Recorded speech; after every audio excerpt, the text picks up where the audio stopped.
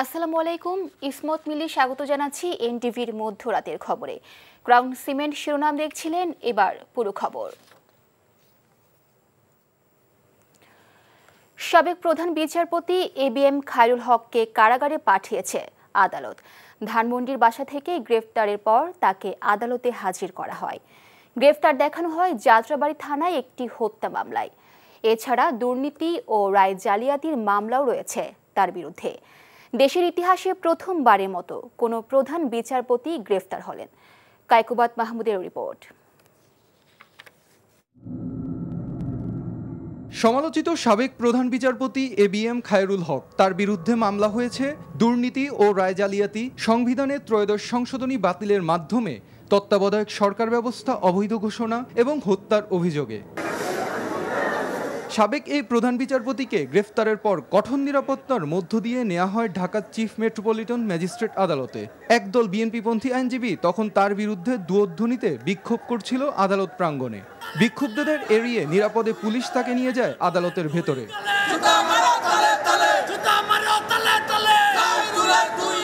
মামলার তদন্ত শেষ না হওয়া পর্যন্ত খায়রুল হককে কারাগারে রাখার আবেদন করেন মামলার তদন্তকারী কর্মকর্তা। শুনানি শেষে সাবেক এই প্রধান বিচারপতিকে কারাগারে পাঠানোর আদেশ দেন ঢাকার অতিরিক্ত চিফ মেট্রোপলিটন ম্যাজিস্ট্রেট সানাউল্লাহ।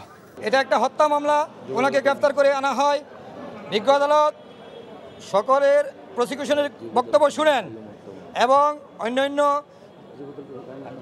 ক্ষুব্ধ আইনজীবীরাও বক্তব্য দেন, সিনিয়র নেতারাও বক্তব্য দেন। আজকে আমরা বিজ্ঞ আদালতে বলেছি যে এই খায়রুল হক বিচারপতি হওয়ায় বিচারাঙ্গনকে কলঙ্কিত করেছে। এর আগে বৃহস্পতিবার সকালে রাজধানীর ধানমন্ডির একটি বাসা থেকে তাকে গ্রেফতার করে ঢাকা মহানগর গোয়েন্দা police. Kaikobad Mahmud, NTV news, Dhaka. আলোচিত সমালোচিত সাবেক প্রধান বিচারপতি এবিএম খায়রুল হকের বিরুদ্ধে সংবিধানের ত্রয়োদশ সংশোধনী বাতিলের রায় পরিবর্তন ও জালিয়াতির অভিযোগ রয়েছে। ত্রাণ তহবিলের অর্থে ব্যয়বহুল চিকিৎসা করেও সমালোচিত হন তিনি। আইনজীবীরা বলছেন রাষ্ট্রের শত্রু তিনি। হাসান মাহমুদের রিপোর্ট। দেশের ৪৯তম প্রধান বিচারপতি এবিএম খায়রুল হক ২০১০ সালের ১ অক্টোবর থেকে ২০১১ সালের ১৭ মে পর্যন্ত প্রধান বিচারপতি হিসেবে দায়িত্ব পালন করেন খায়রুল হক। তার নেতৃত্বাধীন আপিল বেঞ্চ ২০১১ সালের ১০ মে সংবিধানের ত্রয়োদশ সংশোধনী বাতিল করে রায় দেয়। তার মধ্য দিয়ে তত্ত্বাবধায়ক সরকার ব্যবস্থা অবৈধ হয়ে যায়। খায়রুল হক অবসরে যাওয়ার পর ২০১৩ সালের ২৩ জুলাই তাকে ৩ বছরের জন্য আইন কমিশনের চেয়ারম্যান হিসেবে নিয়োগ দেওয়া হয়। এই মেয়াদ শেষে কয়েক দফা কমিশনের চেয়ারম্যান হিসেবে তাকে পুনর্নিয়োগ দেওয়া হয়। বিরাগের মধ্যে যদি চলে আসে তাহলে সে জজ সাহেবের পজিশনটাই বা কি হবে। বিচারপতি খায়রুল হকের গ্রেফতারে সন্তুষ্টি জানিয়ে হাইকোর্ট প্রাঙ্গণে উপস্থিত আইনজীবীরা বলছেন তার দেয়া রায় ছিল বিচারিক জালিয়াতি। খায়রুল হক সাহেব ১৬ মাস পরে যখন ফ্যাসিস্ট সরকার তত্ত্বাবধায়ক সরকার বাতিল করে পার্লামেন্টে একটা অবৈধ একটা আইন পাশ করলেন এবং তার জাজমেন্টটাও ঠিক ওই আইনকে ফলো করে জাজমেন্ট দিয়েছে। একটা আদেশ যা ওপেন কোর্টে ঘোষণা করা হয়েছে, এই আদেশটাকে পরিবর্তন করে ফেলেছেন। এই পরিবর্তন করে ফেলার মাধ্যমে যে ফ্রড করা হয়েছে, জুডিশিয়াল ফ্রড, এই ফ্রড আমরা কোনোভাবেই আর বিচার বিভাগ থেকে দেখতে চাই না। তাদের অভিযোগ তিনি স্বেচ্ছায় সজ্ঞানে তত্ত্বাবধায়ক সরকার ব্যবস্থা বাতিল করেছিলেন। ওপেন কোর্টে রাজ্য হলে একটা, রিটায়ার করার পর ১৬ মাস পরে রাজ্য হলো আরেকটা। It's a fraud on the judiciary, fraud on the constitution. Khairul হকের এমন বিচার হওয়া উচিত যেন ভবিষ্যতে বিচারাঙ্গনে আর নতুন কোনো খায়রুল হকের জন্ম না হয়। দুর্নীতি ও রায় জালিয়াতির অভিযোগে গত ২৭ আগস্ট তাঁর বিরুদ্ধে শাহবাগ থানায় মামলা করেন সুপ্রিম কোর্টের এক আইনজীবী। এর আগে ২৫ আগস্ট খায়রুল হকের বিরুদ্ধে নারায়ণগঞ্জের ফতুল্লা থানায় মামলা করেন নারায়ণগঞ্জ জেলা আইনজীবী সমিতির সাবেক সভাপতি। মামলায় সংবিধানের ত্রয়োদশ সংশোধনী বাতিলের রায় পরিবর্তন এবং জালিয়াতির অভিযোগ আনা হয়। জুলাই অভ্যুত্থানে ৫ই আগস্ট আওয়ামী লীগ সরকারের পতন হলে ১৩ই আগস্ট আইন কমিশন থেকে পদত্যাগ করেন এবিএম খায়রুল হক। হাসান মাহ, মাহমুদ, এনটিভি নিউজ, ঢাকা। গ্রেফতার হওয়া সাবেক প্রধান বিচারপতি খায়রুল হকের দৃষ্টান্তমূলক শাস্তি দাবি করেছেন বিএনপি মহাসচিব মির্জা ফখরুল ইসলাম আলমগীর। বলেন, গুরুত্বপূর্ণ জায়গায় বসে যেন কেউ রাষ্ট্রের ক্ষতি করতে না পারে। বিএনপি চেয়ারপারসনের গুলশান কার্যালয়ে এসব বলেন তিনি। ইমরুল আহসানের রিপোর্ট। খুব জরুরি বিষয়ে কথা বলার ব্যাপারটা। সাবেক প্রধান বিচারপতি এবিএম খায়রুল হকের গ্রেফতারের প্রতিক্রিয়ায় সরকারকে সাধুবাদ জানান বিএনপির মহাসচিব। বলেন, খায়রুল হক দেশের একজন বড় শত্রু। ত্রয়োদশ সংশোধনী বাতিলের রায়ে সাবেক এই প্রধান বিচারপতি প্রতারণার আশ্রয় নিয়েছেন উল্লেখ করে মির্জা ফখরুল বলেন, যার ধারাবাহিকতায় দেশে রাজনৈতিক সংকটের সূত্রপাত। তত্ত্বাবধায়ক সরকারের ব্যাপারে যে রায় দিয়েছিলেন, শর্ট যে রায় দিয়েছিলেন সেটা, এবং তার পরবর্তীকালে সেটা যে আপনার পূর্ণাঙ্গ যে রায় মধ্যে আকাশ আর পাতাল তফাৎ ছিল, এবং সেই যে রায়টা তিনি শর্ট দিয়েছিলেন সেটাও আমরা মনে করি যে এই রাষ্ট্রের বিরুদ্ধে গেছে। ওনার রায়ের পরেই আমার যেটা হয়েছে সেটা হচ্ছে যে আপনার আমাদের তত্ত্বাবধায়ক সরকার বিধানটা বাতিল হয়েছে, পার্মানেন্ট করা হয়েছে, এবং যেটা বাংলাদেশের পরবর্তীকালের যত রকমের আপনার রাজনৈতিক সংকট তৈরি হওয়ার, সেই সংকটগুলো তৈরি হয়েছে এবং জাতি ক্ষতিগ্রস্ত হয়েছে। দ্বিতীয়ত হচ্ছে যে আপনার একটা মানে বিচার বিভাগ মানুষের আস্থা থাকে, সেই আস্থা জায়গাটাকে সম্পূর্ণভাবে তিনি ধ্বংস করেছেন শুধুমাত্র তার রাজনৈতিক চিন্তাভাবনা সেই কারণে। খায়রুল হকের উপযুক্ত শাস্তির দাবি জানান তিনি। যিনি বাংলাদেশের একটা বিশাল ক্ষতি করেছেন একটা বিরাট পদে থেকে, এবং সেই পদ থেকে তিনি বাংলাদেশের ভাগ্য নির্ধারণ করার একটা ব্যাপারে দায়িত্ব ছিলেন, সেখানে তুমি সেই জায়গায় প্রতারণার আশ্রয় নিয়েছেন, জনগণের সঙ্গে প্রতারণা করেছেন, রাষ্ট্রের সঙ্গে প্রতারণা করেছেন। দৃষ্টান্তমূলক শাস্তি হওয়া উচিত, যাতে ভবিষ্যতে কেউ ওই জায়গাটাতে বসে আর সেই জায়গার ব্যবহার করে রাষ্ট্রের ক্ষতি করতে না পারে। শিশু একাডেমি স্থানান্তরের উদ্যোগের বিরোধিতাও করেন বিএনপির মহাসচিব। আমরা চাই না যে শিশু ভবনটি সেই জায়গা থেকে আপনার স্থানান্তরিত করা হোক। Imrul Hasan, NTV news, Dhaka. উত্তরার মাইলস্টোন বিমান দুর্ঘটনায় নতুন করে আরও 2 জনের মৃত্যু হয়েছে। এখনও মৃত্যু ঝুঁকিতে রয়েছে 6 জন, আর 13 জনের অবস্থা গুরুতর হলেও তাদের অবস্থার উন্নতি হচ্ছে। আইসিইউতে রয়েছে 8 জন। ব্রিফিংয়ে এসব তথ্য জানান জাতীয় বার্ন ইনস্টিটিউটের পরিচালক অধ্যাপক ডাক্তার নাসির উদ্দিন। এদিকে ডিএনএ টেস্টের মাধ্যমে নিহত 5 শিক্ষার্থীর লাশ শনাক্ত করেছে সিআইডি। ইফতেখার রেজার রিপোর্ট। জাতীয় বার্ন ও প্লাস্টিক সার্জারি ইনস্টিটিউটে উত্তরের মাইলস্টোন স্কুল অ্যান্ড কলেজে বিমান দুর্ঘটনায় হতাহতের সর্বশেষ অবস্থা নিয়ে ব্রিফিং করেন প্রতিষ্ঠানটির পরিচালক। জানান, গত 2 দিনে ইন্টারমিডিয়েট ক্যাটাগরিতে থাকা 13 জনকে কেবিনে স্থানান্তরিত করা হয়েছে। শীঘ্রই বাড়িতে ফেরার সম্ভাবনাও আছে তাদের। সিরিয়াস বা সিভিয়ার ক্যাটাগরিতে যে 13 জন রোগী ছিলেন তারা ওই ক্যাটাগরিতেই আছে। তবে তাদের মধ্য থেকে আমাদের কিছু পেশেন্ট আমরা আশা করছি যে সামনের দিনগুলোতে হয়তো ইন্টারমিডিয়েট ক্যাটাগরিতে চলে আসতে পারে। আর বাকি যে 23 জন ইন্টারমিডিয়েট ক্যাটাগরি আছে তাদের ব্যাপারে আমরা আগেই বললাম যে আমাদের 13 জনকে আমরা সেখান থেকে শিফট করে কেবিনে নিতে পেরেছি। বিদেশি চিকিৎসকদের পরামর্শ গ্রহণ করা হচ্ছে জানিয়ে অধ্যাপক ডাক্তার নাসির উদ্দিন বলেন, সেখানে এখন পর্যন্ত 42 জন চিকিৎসাধীন রয়েছেন। সর্বমোট 31 জনের মৃত্যু হয়েছে। এদিকে আহতদের চিকিৎসার খোঁজ নিতে বার্নে আসেন স্বাস্থ্য উপদেষ্টা নূরজাহান বেগম। তিনি বিদেশি চিকিৎসকদের পরামর্শগুলো অনুসরণ করার পরামর্শ দিয়েছেন বলেও জানান পরিচালক। যে যাদের কাছ থেকে আমরা সুপরামর্শ পাচ্ছি এবং এই পরামর্শ আমার বাচ্চাদের জন্য ভালোর জন্য, সুচিকিৎসার জন্য যে অংশটা আমাদের কাছে, আমাদের বোর্ডের কাছে ভালো মনে হচ্ছে, আমরা তাকেই অ্যাকসেপ্ট করছি। এখানে Singapore, India, Pakistan, China, Japan কাউকেই আমরা আলাদাভাবে দেখছি না। সবার পরামর্শটাকেই আমরা বাচ্চাদের জন্য যেটা পজিটিভ হচ্ছে সেটাকে আমরা সানন্দ চিত্তে গ্রহণ করছি। ঢাকা সিএমএইচে 6 অজ্ঞাত মৃতদেহ শনাক্তে 11টি ডিএনএ নমুনা সংগ্রহ করে বিশ্লেষণ করা হয়। পরে ডিএনএ প্রোফাইল মিলিয়ে 5টি পরিবার থেকে সংগ্রহ করা নমুনার সাথে তা মিলিয়ে পরিচয় নিশ্চিত করা হয়। শনাক্ত শিক্ষার্থীরা হলেন ওকিয়া ফেরদৌস নিধি, লামিয়া আক্তার সোনিয়া, আফসানা আক্তার প্রিয়া, রাইসা মনি ও মারিয়াম উম্মে আফিয়া। Iftekhar Reza, NTV news, Dhaka. সরকারি কর্মজীবীদের নতুন বেতন কাঠামো নির্ধারণের জন্য পে কমিশন গঠন করেছে সরকার। আর স্থানীয় সরকার নির্বাচনে দলীয় প্রতীক থাকছে না। প্রধান উপদেষ্টা ডক্টর মোহাম্মদ ইউনূসের সভাপতিত্বে অনুষ্ঠিত উপদেষ্টা পরিষদের বৈঠকে এই সিদ্ধান্ত হয়। এছাড়া মাইলস্টোন স্কুলে বিমান দুর্ঘটনায় উদ্ধারকারী নিহত 2 শিক্ষককে রাষ্ট্রীয় সম্মাননা প্রদানের সিদ্ধান্ত নেওয়া হয়। নাজিবুর রহমানের রিপোর্ট। দেশে বর্তমানে 15 লাখ সরকারি কর্মকর্তা কর্মচারী বেতন পাচ্ছেন 2015 সালের পে স্কেল অনুসারে। 2 বছরের বেশি সময় ধরে দেশে উচ্চ মূল্যস্ফীতি সাপেক্ষে মানুষের আয়ও কমে যাচ্ছে। অন্তর্বর্তী সরকার দায়িত্ব নেওয়ার পর আলোচনায় আসে মহার্ঘ ভাতার বিষয়টিও। এমন প্রেক্ষাপটে উপদেষ্টা পরিষদের বৈঠকে নতুন পে কমিশন গঠন করা হয়। ইনফ্লেশন কারণে যেই বেতনের যে অ্যাডজাস্টমেন্ট সেটা এখনো ঠিকমতো হয়নি, সেই জন্য গভর্নমেন্ট মনে করেছে যে একটা পে স্কেল হওয়া উচিত এবং এই পে স্কেলটা নেতৃত্ব করবেন ডক্টর জাকির আহমেদ খান, উনি ফর্মার ফিনান্স সেক্রেটারি ছিলেন।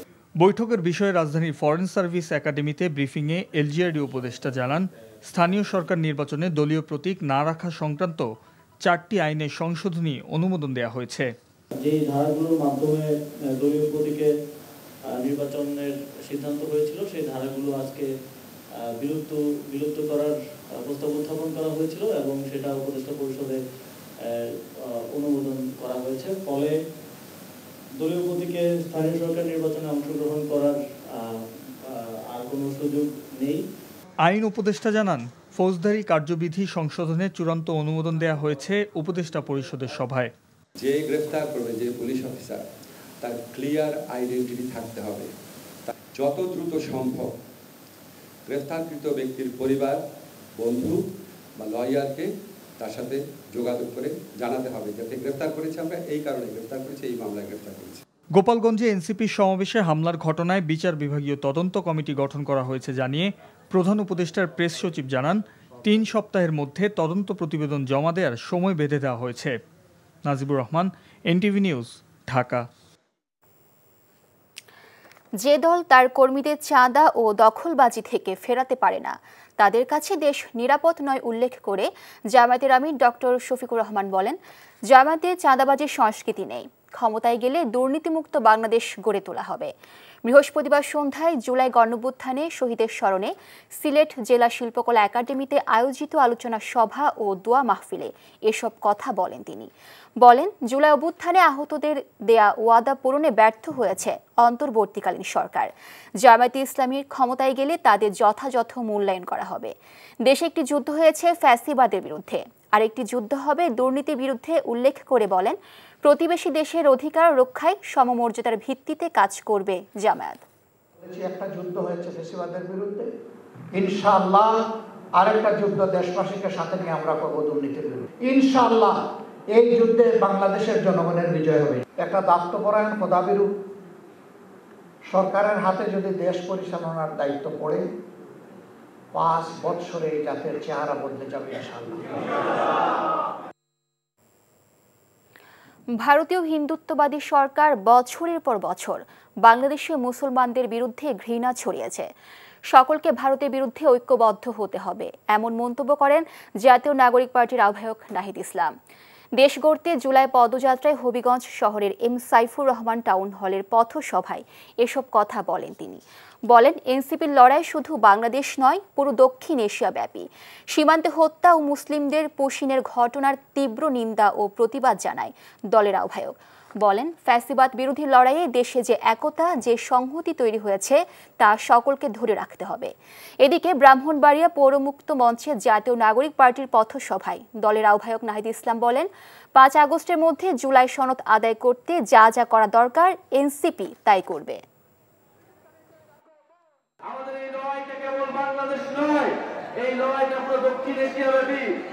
আমরা দেখছি বাংলাদেশের সীমান্তে হত্যা হচ্ছে, বাংলাদেশের সীমান্তে ভারতের মুসলিমদেরকে বাংলাদেশি বলে কুশিন করা হচ্ছে। আমরা তীব্র নিন্দা প্রতিবাদ জানাই। বাংলাদেশের প্রতি যে মুসলিম ঘৃণা ভারত রাষ্ট্র হিন্দুত্ববাদীরা বছরের পর বছর ছড়িয়ে রয়েছে, আমাদের তার বিরুদ্ধে প্রতিরোধ করে তুলতে হবে। কেবল অপারেটর্স অ্যাসোসিয়েশন অব বাংলাদেশ কোয়াবের দ্বিবার্ষিক নির্বাচনে ৩৩টি সাধারণ সদস্য পদের সবগুলোতেই জয় পেয়েছে সম্মিলিত পরিষদ। কেবল শিল্পকে ডিজিটাল প্ল্যাটফর্মে নিয়ে যাওয়া এবং পাইরেসি রোধে কাজ করার প্রত্যয় ব্যক্ত করেন বিজয়ীরা। সাতরিনা খন্দকারের রিপোর্ট। রাজধানীর হাতিরঝিলের এলিট কনভেনশন হলে শুরু হয় কেবল অপারেটর্স অ্যাসোসিয়েশন অফ বাংলাদেশ কোয়াবের দ্বিবার্ষিকী নির্বাচন। বৃহস্পতিবার সকাল ৯টা থেকে বিকেল ৪টা পর্যন্ত উৎসবমুখর পরিবেশে চলে ভোট গ্রহণ। এই নির্বাচনে ৩৩টি পদেই প্রার্থী দেয় সাইফুল ইসলাম সোহেলের সম্মিলিত পরিষদ। আর তানজির রিজওয়ান চৌধুরীর অগ্রযাত্রা পরিষদ থেকে মাত্র ৫ জন অংশ নেন নির্বাচনে। ৬১০ জন ভোটারের মধ্যে ৪৫৩ জন ভোট প্রদান করেন, যা মোট ভোটারের ৭৪.26%, যার মধ্যে ২৪টি ভোট বাতিল হয়। সব মিলিয়ে ৪২৯টি ভোটের ভিত্তিতে ফলাফল নির্ধারিত হয়। সন্ধ্যায় ভোট গণনা শেষে ঘোষিত ফলাফলে দেখা যায় সম্মিলিত পরিষদের প্রার্থীরা ৩৩টি পদেই বিজয়ী হয়েছে। সর্বোচ্চ ভোট যে পেয়েছেন এম রেজানুর রহমান রুমি ৪২৬ ভোট পেয়ে উনি বিজয়ী হয়েছেন। তাৎক্ষণিক প্রতিক্রিয়ায় বিজয়ীরা জানান কেবল শিল্পের আধুনিকায়ন ও পাইরেসি রোধের মাধ্যমে এই শিল্পের উন্নয়নের জন্য কাজ করার প্রত্যয়ের কথা। পাইরেসি বন্ধ করা, ডিজিটাইজেশন বাস্তবায়ন করা, এই সেক্টরটিকে শিল্প হিসাবে ঘোষণা করা, এই সমস্যাগুলো সমাধান করে এই প্রতিশ্রুতিগুলো আমরা বাস্তবায়নের লক্ষ্যে কাজ করে যাব। আপনারা ইলেকট্রনিক্স মিডিয়া, প্রিন্ট মিডিয়া যারা আমাদের সাথে এই দীর্ঘ এই নির্বাচনী সফরের সাথে ছিলেন এবং অতীতেও আমাদের সাথে ছিলেন, আগামীতেও ইনশাল্লাহ আপনারা থাকবেন। বিজয়ীদের নিয়ে ২৬ জুলাই ঘোষণা করা হবে কার্যনির্বাহী কমিটি।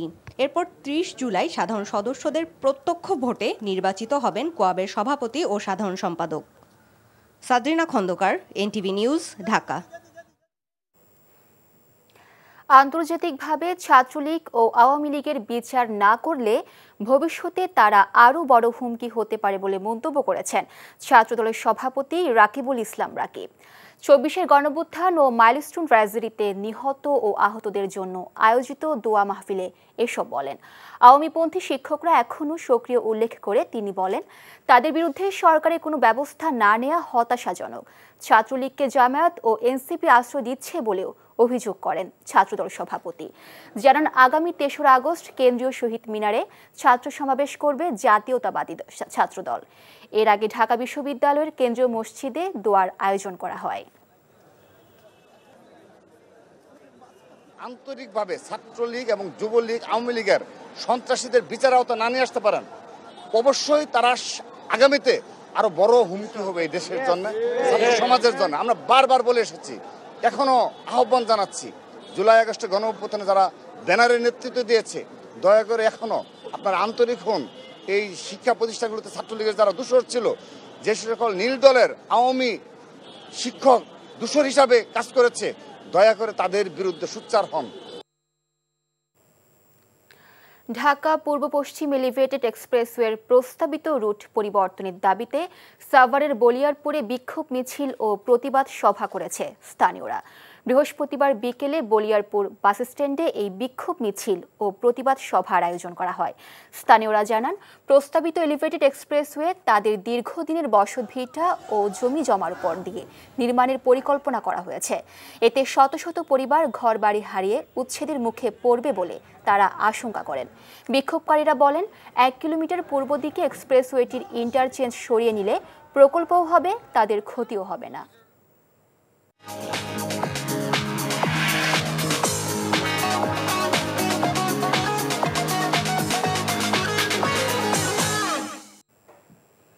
মার্কেন্টাইল ব্যাংক অর্থনীতির খবর।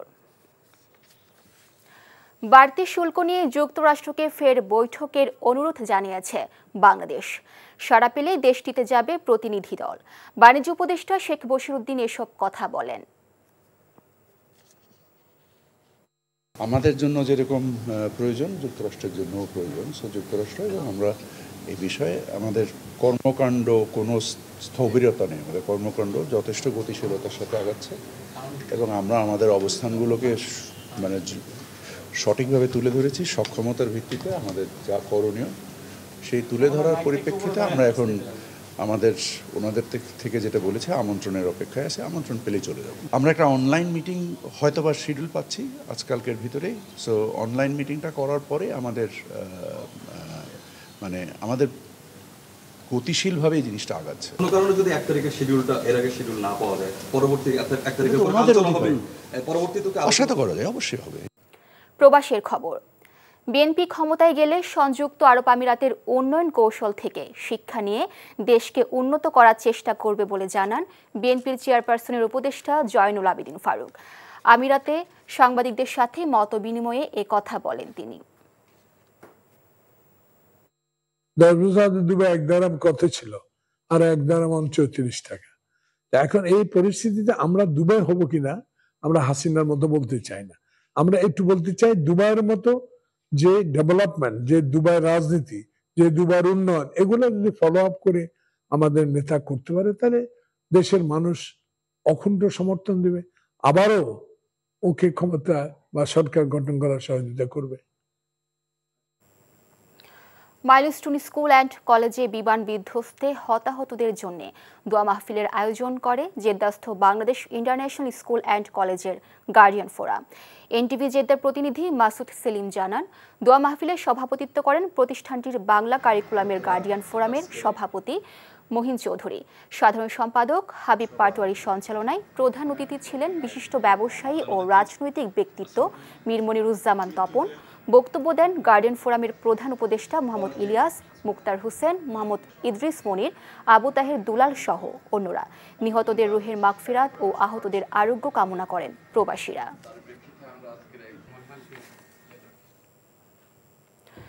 প্রবাসীদের পাশাপাশি স্থানীয়দের চাহিদা পূরণে মনোযোগ দিতে ব্যবসায়ীদের প্রতি আহ্বান জানান কাতারস্থ বাংলাদেশের রাষ্ট্রদূত। এনটিভি কাতার প্রতিনিধি জানান, দোহার জাদিদে মোবাইল মার্কেট আল ওয়াতন সেন্টারের বিপরীতে মধুবন রেস্টুরেন্টের 2য় শাখার উদ্বোধনী অনুষ্ঠানে একথা বলেন রাষ্ট্রদূত মোহাম্মদ নজরুল ইসলাম। তিনি জানান, 3 দশক ধরে কাতারের দেশীয় খাবার ও মিষ্টি ব্যবসায় প্রবাসীদের হৃদয় জয় করেছেন সফল উদ্যোক্তা মধুবনের কর্ণধার আবুল কাশেম বাবুল। উদ্বোধনী অনুষ্ঠানে আহমদ মালিকের সঞ্চালনায় বক্তব্য দেন সাবেক ভারপ্রাপ্ত অধ্যক্ষ আমিনুল হক, সিআইপি রফিকুল ইসলাম হেলাল, মোহাম্মদ ইউসুফ, আবিদুর রহমান ফারুক, শাহজাহান সাজু সহ অন্যরা। এশিয়া কাপের সূচি নিয়ে এখনও চূড়ান্ত সিদ্ধান্তে পৌঁছাতে পারেনি এশিয়ান ক্রিকেট কাউন্সিল। 2 দিনব্যাপী বার্ষিক সাধারণ সভার প্রথম দিনের বৈঠক শেষে এসিসি চেয়ারম্যান মহসিন নাকভি বল ঠেলে দিলেন বিসিসিআইয়ের কোর্টে। এদিকে সভায় প্রতিটি দেশের প্রতিনিধিত্বের কৃতিত্ব বিসিবি সভাপতিকে দিয়েছেন তিনি। নিলয় মজুমদারের রিপোর্ট। নানান শঙ্কা আশঙ্কার পর অনুষ্ঠিত হয়েছে এশিয়ান ক্রিকেট কাউন্সিলের বার্ষিক সাধারণ সভা। অনিশ্চয়তা থাকলেও ভারত এই সভায় যোগ দিয়েছে ভার্চুয়ালি। এছাড়াও উপস্থিত ছিলেন বাকি 24 দেশের প্রতিনিধিরা। যদিও 2 দিনব্যাপী সভার প্রথম দিন শেষে এশিয়া কাপের সূচি নিয়ে কোনো চূড়ান্ত সিদ্ধান্তে আসতে পারেনি এসিসি। সাম্প্রতিক রাজনৈতিক টানাপোড়েনে ভারত পাকিস্তান একে অপরের বিপক্ষে খেলবে কিনা তা নিয়েও আলোচনা চলমান রয়েছে বলে জানিয়েছেন মহসিন নাকভি। এশিয়া কাপের সূচি নিয়ে আমরা বিসিসিআইয়ের সঙ্গে কাজ করছি। আশা করছি আমরা দ্রুতই এটা সমাধান করতে পারবো। ভারত পাকিস্তান একে অপরের বিপক্ষে খেলবে কিনা এটা পুরোপুরি এসিসি ও বিসিসিআইয়ের বিষয়। আমি খুবই আশাবাদী এগুলো আমরা খুবই দ্রুতই সমাধান করব। ভারত সহ কয়েকটি দেশের বাংলাদেশে না আসার বিষয়টি স্বাভাবিকভাবেই দেখছেন এসিসি চেয়ারম্যান। বেশ কয়েকটা দেশ ঢাকায় আসতে পারেনি, প্রায়শই এমনটা হয়। আমি যেমন আইসিসির সভায় কাজের জন্য যেতে পারিনি, এটা খুবই স্বাভাবিক ব্যাপার। বেশিরভাগ সদস্য দেশই এসেছে, বাকিরা সূচির কারণে পারেনি। সবচেয়ে ভালো বিষয় সবাই আমাদের 25টি দেশই তাদের উপস্থিতি জানান দিয়েছে। সবার অংশগ্রহণ নিয়ে শঙ্কা থাকলেও সভায় প্রতিটি দেশ উপস্থিত থাকার কৃতিত্ব বিসিবি সভাপতি আমিনুল ইসলাম বুলবুলকে দিয়েছেন মহসিন নাকভি। নীলা মজুমদার, এনটিভি নিউজ, ঢাকা। এ ছিল মধ্যরাতের খবরে। এই খবরের ভিডিও শো আপডেট জানতে ভিজিট করুন এনটিভি অনলাইন www.ntvbt.com। এছাড়াও এনটিভির জনপ্রিয় সব অনুষ্ঠান ও খবরের আপডেট জানতে ভিজিট করুন আমাদের ইউটিউব ও ভেরিফাইড ফেসবুক পেজে। ধন্যবাদ সবাইকে।